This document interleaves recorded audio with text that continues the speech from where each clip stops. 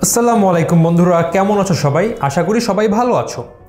আজ আমরা পরিসংখ্যান প্রথম পত্রের 7 নম্বর অধ্যায় কালীন সারি সম্পর্কে জানব।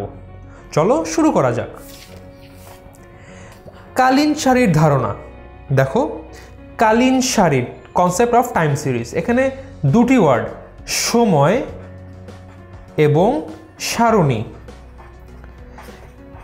সময় এবং সারণী, তাহলে আমরা কি বুঝতে পারছি যে এই অধ্যায়ে আমরা সময়ের সাথে সারণীর কোনো একটি রিলেশন আছে, যেটা আমরা বুঝতে পারবো যে কোথায় তার মধ্যে একটা রিলেশন আছে, এবং এই রিলেশনটা আমরা প্রকাশ করব তথ্যের মাধ্যমে।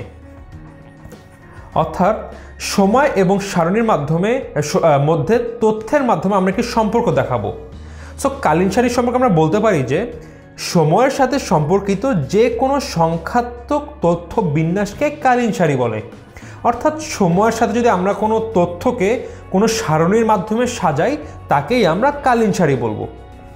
সো এখানে অবশ্যই সময়ের সাথে সম্পর্কিত হতে হবে এবং সংখ্যাত্মক তথ্য হতে হবে। আমরা একটা উদাহরণ দিলে বুঝতে পারবো। মনে করো আমরা মোবাইল ফোন ইউজ করি, তাই না?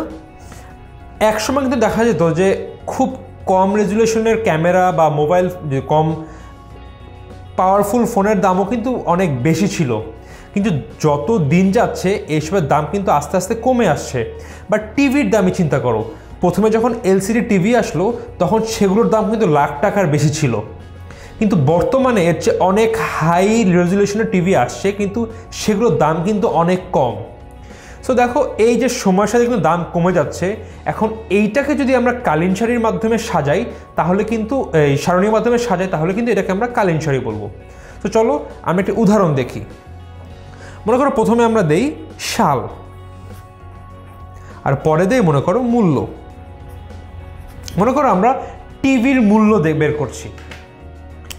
কতগুলো সাল দেই? মনে করো 2007, 2008, 2009, 2010, 2011, 2012।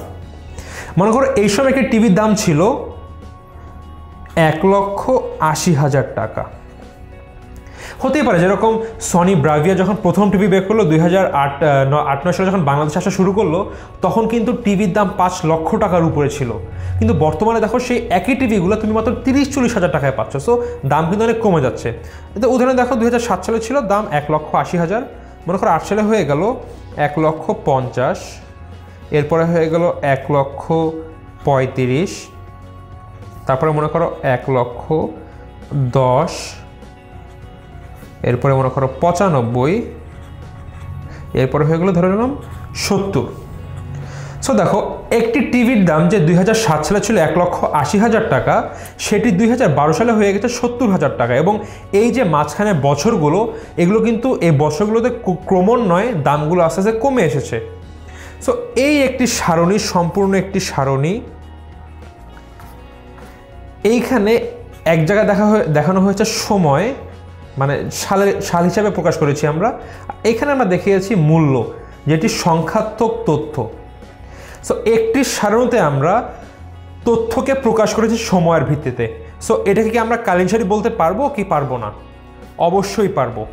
সো আবারও বলি, সময়ের সাথে সম্পর্কিত যে কোনো সংখ্যাত্মক তথ্য বিন্যাসকে কালীন সারি বলা হয়। এখানে তথ্যগুলো কিন্তু অবশ্যই সংখ্যাত্মক হতে হবে এবং এগুলো সময়ের সাথে সম্পর্কিত থাকতে হবে। সো আশা করি আমরা কালীন সারি সম্পর্কে আমাদের কনসেপ্ট ক্লিয়ার হয়েছে। এই কালীন সারির মোট 4টি ভাগ হয়েছে, বা আমরা 4 ভাগে ভাগ করতে পারি। 1 নাম্বার হলো সাধারণ ধারা, 2 নাম্বার হলো ঋতুগত ভেদ,